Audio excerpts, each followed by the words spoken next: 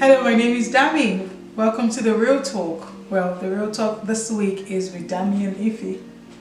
I've got my husband today to come and give us some male perspective on the topic I started last week, the effect of relocation on kind of couple dynamics or family dynamics. So babe, I looked at it last week from kind of the female perspective and how we need to be more grace-filled, and I kind of almost targeted the women last week, just so that I'm addressing it from my gender perspective. But this week I want us to look at it from the men's perspective of what you think could be changed perhaps, or what could be approached differently from the male perspective, because I went from it from the female perspective, the kind of things we could do differently, the kind of things we could change. So I want to go from your perspective. Now, we were both born and raised in Nigeria, and within the 9 years that we've been married, we've moved four times. Yeah. We've moved 4 times, and those 4 times I would say were defined by different seasons. Yes. I mean, we started with when we got married, moving from our home kind of town to Exeter, which was 4 hours away from home. Yeah. So that was a season where you were working. I was finishing my PhD, so kind of the power dynamics was kind of stable. If you're looking at the man, he's the one who's earning, and he's the one who's been a superhero. He's the super performance and super protector. That was all good. So the dynamics there was fine. Nothing was kind of shaking. His heroism, that was intact. And then we had the season. Our next season was a move to Sweden, where I was working and he was home with our son. To the next move, which was moving to Canada, to Ontario, where we were both jobless. We were both looking for a job for quite a prolonged period of time, which tested us in different ways. And then moving to Alberta, where you were working and I was home with the 2 children. So we've experienced relocation from kind of different seasons where dynamics totally changed from those 4 relocation experiences. And I think I want to kind of see your perspective from the side of, we were both raised in Nigeria, of course, and we were raised in that culture. And then we moved to the UK, where we were then influenced by the UK culture as well.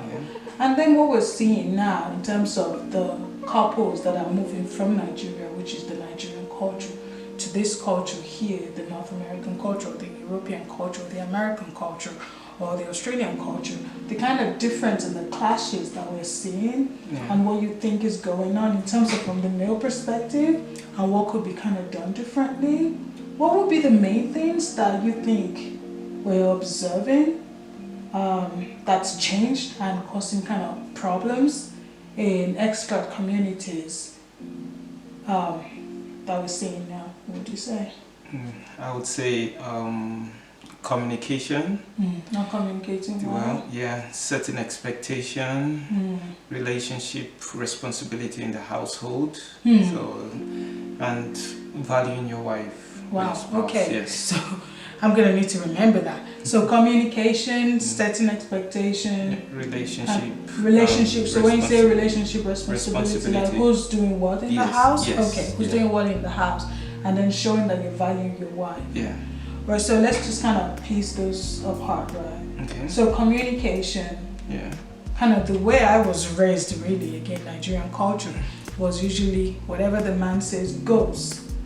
Do we think that's still going on? Still, even with the younger couple that are coming in, is it this lack of communication in that whatever he thinks is what he thinks, he doesn't consult his wife? And because that's what I think could be a problem if the guy just goes ahead, thinks, does his own thing. What's yours is yours, what's mine is mine. Let's both do, and we'll come together and we just help out with the children, and that's it, really. It's that mindset. The mindset of we're not communicating and coming together to align our dreams, to align our vision for our home, to align our daily tasks of what we have in our diary, to merge our diary well.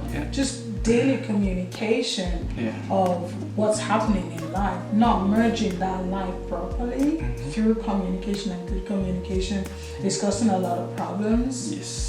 Yeah, I would say from talking to, girls, boys don't often open up to married women, right? Or men don't often open up to married women. Or talking to my girls, it would be that the communication is not being developed. And again, culturally, really what many of us did not have the examples where you saw maybe your dad consulting your mom on the key issues or the key decisions. It's probably a generalized statement, but in the general sense, it will probably be that the man kind of made all the calls without consultation with the woman of the house.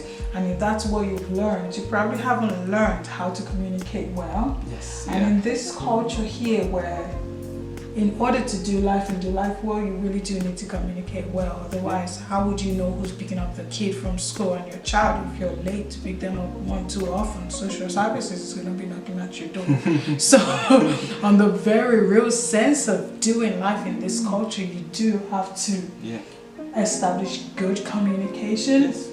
You said relationship responsibility, so kind of household responsibility, who's doing what. I think that's a big one. And I think from what I'm hearing from my friends and from just the community, this is one that's actually causing a lot of resentment, I would say, in marriages. Because really, if the men or our men are coming with the perspective of the household chores is all the woman's job. So we're in a culture now where she's working and he's working, and she's doing all the household chores. So she's gonna do the cooking, the cleaning, the bathing the kid, the getting them ready for school, the vacuuming, the mopping, the doing the laundry. I think that till death do us part, the death part is gonna come sooner rather than later. If he makes her do all of it. So if our men are coming with this mindset of it's her job to do all the housework, well, I would imagine that's going to cause a lot of kind of rift and a lot of you're going to be discontented as a wife if all you see is a guy who's just not helping you. It's going to quickly become a heart issue. And in terms of traditions though, how do you think cultures and tradition are playing into that? I would say it's still down to that communication. It's still down to that because he didn't know how to communicate well. So it really affects the relationship and the dynamics of the relationship, and especially from where we come from, the lady is the one that might do most of the household stuff. So coming to the Western world, they bring that mindset with them, and I would say if you change in your location, you need to change your mindset. Ooh, I like that. You can't keep if you're that. Changing your location, you got to change your mindset. So you can't keep that mindset of you have to do all those things, and I'll be at home and I'll watch the football. Like the lady doesn't like the good life too. I think it's this thing of, I heard this a lot growing up, and it's something that maybe some of our men are still coming with that mindset. The whole mindset of if you help your wife in the kitchen or if you help your wife with the household chores,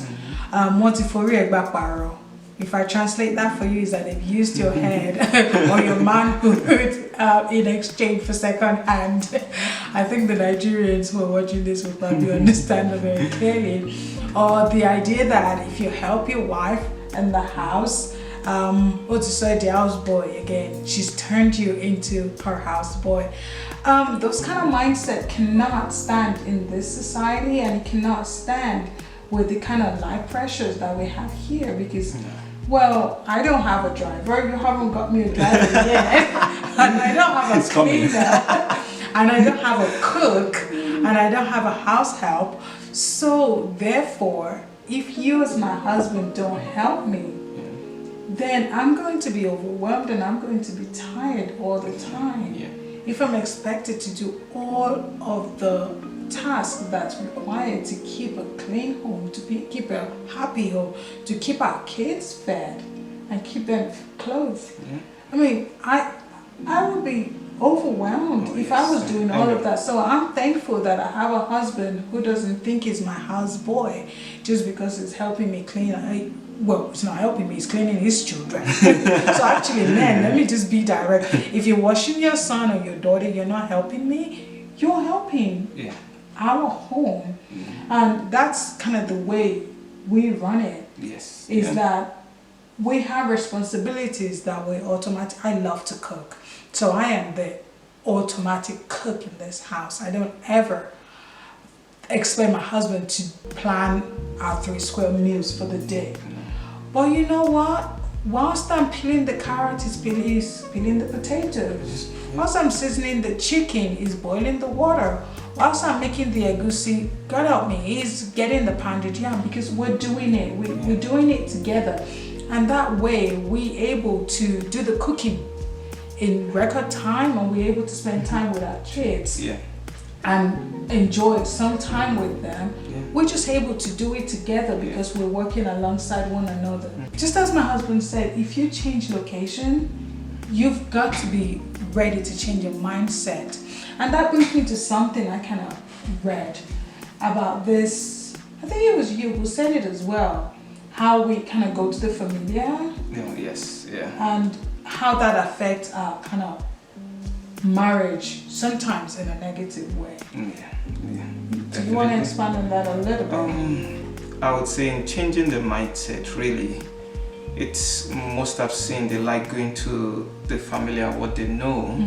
And I'm not trying to say going to that familiar is not good, but it's not going to change you. It's kind of pursuing something that will push you out of your comfort zone, so where you can learn something different. Completely different. I totally get that. And that's the thing. I did a little bit of research about kind of expatriate communities. And the one thing I come across is that we tend to look for the familiar, like my husband said. We tend to look for kind of other Nigerian kind of clusters. But the question is this: the kind of community you insert in yourself, is it a community that's going to sharpen you in a positive way? Is it a community that's going to influence you in a positive way? Is it one that's going to help you see things differently from the way you see it, give you a new godly perspective? Because really, if we're doing life the way God says it, it says that husband is supposed to love the wife as God loves the church. Jesus washed his disciples' dirty feet. Just to throw that in there. If Jesus, who is equal to God but did not see competing with God as something to be done, if Jesus can wash dirty, stinking feet, why would it be a big deal that a husband is helping the wife in the kitchen, or husband is contributing to doing the household chores? It's this kind of cultural things that are acceptable in Nigeria that we kind of have to start changing our mindset. And for me, the unfortunate thing is, if you as a person who's relocated then insert yourself in communities that have those same mindset, or then hook yourself up with people that have the same mindset, then nothing's gonna change. Nothing's gonna change. The conflict is still gonna be there. The discontentment is still gonna be there. Your wife's still gonna be now empowered in this community. Now really like, no, the whole now she's like, there's something we can do about it. Now she's like, I don't have to tolerate this. So it's finding yourself people that can kind of sharpen you. The Bible says iron sharpen iron. It's finding people that will help you learn differently. It's investing in kind of knowing what you can do better to sharpen your relationship in a way that is good, and adding value to your wife, right? Yes. It's not just taking, it's giving back. It's massaging her back when she's too tired. Yeah. Knowing her love language. Absolutely. So that really plays a big part, because you might be doing, if you don't know her love, everybody has a love language. So is it the 5 love languages? Gary Chapman. Gary Chapman, yes. So you might be doing something, so one of them might be act of service, and you don't know how to do an act of service, but that's my love language. So that would be weird. So you're using your own love language on your own spouse. It's not gonna work. It's not gonna work. No, right? so you need to use her love language for her. His love language, his big one, is words of affirmation. Now, if all he ever offers me is words and no action, he can pretty much guess what I say to him. All I hear is words and no action. Because what I want to see is the doing, right? Yeah. And earlier in our marriage, I used to make the mistake of just do. I would just do things for him. I would just do.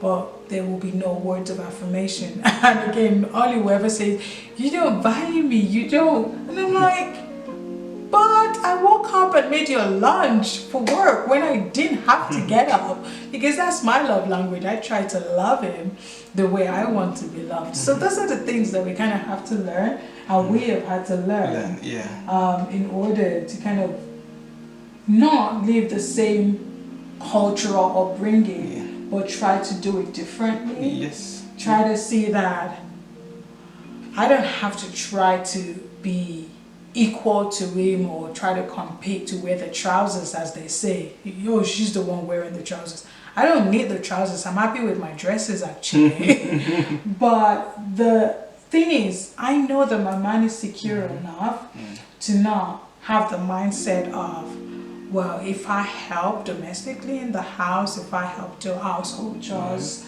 that somehow makes me a houseboy. So it's working out this kind of balance of the wife honoring the husband, and the husband serving and loving his wife as God loves the church. Because really, there are enough stresses relocating to a new country.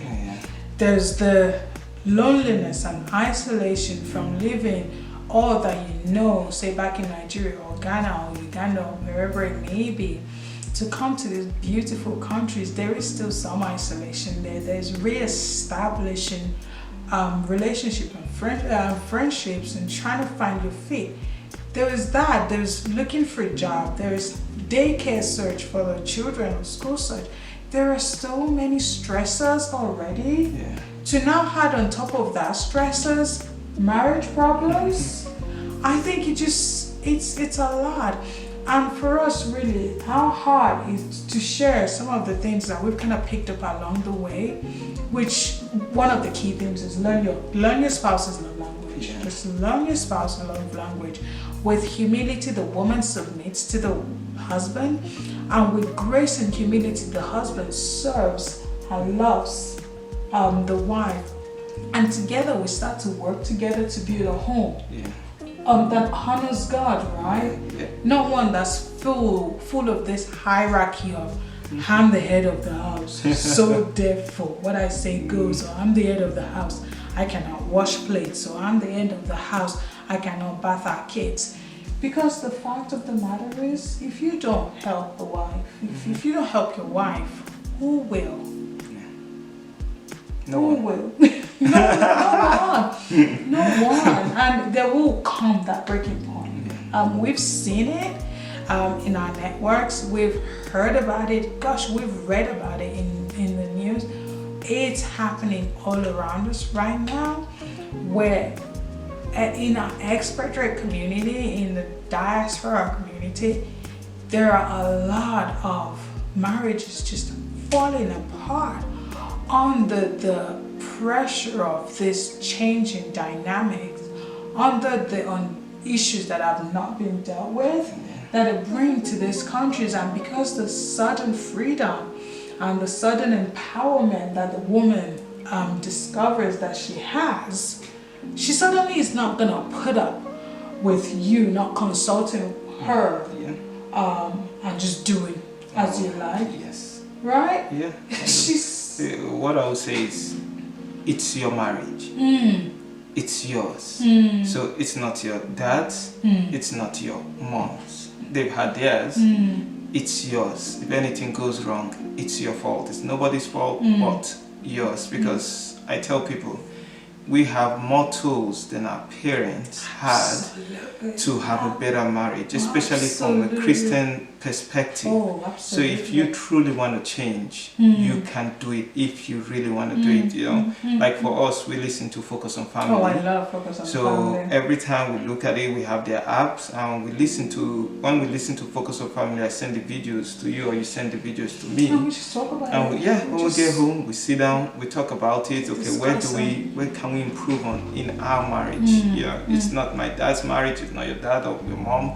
They've lived their life, right? They've done it that way. So it's our marriage, and whatever happens would influence our children in any way. Absolutely. So whatever you sow, you're gonna reap. That's That's the scary thing. There's no way you can escape it. Just to recap on the things you said, we have to have better communications in our relationships. It's important that we work on our communication. We have to set expectations. I'm just trying to remember the other two. Set expectations. Relationship responsibility or household responsibility. We do have to discuss that, and it comes back to communication. We have to talk about these things and value. We have to value one another. We cannot treat one another like we're not people made in God's image. If he's made in God's image, you girl, you sister of mine, you cannot treat him like he's not made in God's image. And if she's made in God's image like the Bible says she is, well, sir, you cannot treat her like she's not made in God's image. The way I look at this is, those times when my husband's upset me, I try to remind myself that I'm going to report him to Jesus, and Jesus is going to tell me the same thing. I love him equally as much as I love you. So then what? What do you do then? If you look at it from that perspective, if you're treating this person like you have the same daddy who loves you both equally, then those kind of cultural influences that would make you want to treat her less than, that will make you not want to value her, that will make you not communicate and consult her before you make decisions that you know affects her and could affect her negatively, even if it's just inconveniencing her, you would want to do it differently. If you have that kind of mind perspective of, well, am I valuing her? Am I adding value to her if I behave the way I'm behaving? So for me, I think, well, for us, our heart is just that people in our communities, people with the background that we have, with similar upbringing that we have, in a culture that does not value women, would start to learn to do things differently. Right? Yes. Would start to learn to just pursue a different things from a different perspective. Will start pursuing different relationship with communities that would help them to see differently, that would teach them godly ways, and not just carry on this kind of destructive path. Because this is the thing, in a world where there are only 40% of fathers in households, in a world where in general they would say 50%, 60% of marriages will end in divorce, well, we really should be doing all we can to protect our marriages. And if that means digging into what are these kind of cultural influences that's having negative influences on my marriage, that somehow may have worked in Nigeria because, well, I had house girls, so it didn't matter that it didn't help me in the kitchen. I had a driver, so it didn't matter that it didn't help me get the kids ready for school. The driver dropped them in school anyway. Those things that may have worked in Nigeria that's now not working now, let's communicate, let's talk about that. Let's set new expectations, right? And let's start to value one another and not end up as a statistic, a negative statistic. My prayer is that we will all together just do the hard work for our marriages. Because really, we sat here not because it's easy or because we've been able to do it in our own strength. No. It's going back to the cross. It's going back to the cross. It's going back to Christ. And at the difficult time, just saying, help me. I mean, sometimes it's literally, like I said earlier, reporting him to God. It's literally like just talking, be like, okay, God, he's upset me again. He's looking for trouble again. It's those conversations. And that kind of helps me manage how I respond or how I react and how I just handle situation. And for the men, we need you. We need you, our men. We need you to step up. We need you to start to look at things just differently. Helping a woman in the kitchen is not beneath you. It doesn't make you the house boy or the house, I don't know, slave. It doesn't. It really, I don't know how else to put it, but we have to start looking at things from a different perspective of what is good for my marriage, what will bring kind of my marriage to a good place. Joy to the marriage, I would say. And it starts with you. So say it again. I say it starts with you. You who? The man. Yeah, it starts with the man. Okay, I want you to be. Yeah, it starts with the man. So if the man wants it, it's up to him. It will happen. So it starts with him. And as I said, there are tools to make things happen, really. You know, Focus on the Family is one of them. If you go to their link, you will definitely see a lot of topics there that has to do with your marriage. Is it raising children? Is it communication in marriage? Is it intimacy? What are you looking for? It is there. You'll find it there. So it is definitely there. But as I say, it starts with you. If you set an example, it's not going to happen overnight. It will take time, because there are things that maybe your wife has seen you do a long time, and she said, okay, I'm watching. Let me see how long it's going to last. Let me see how long it's going to last.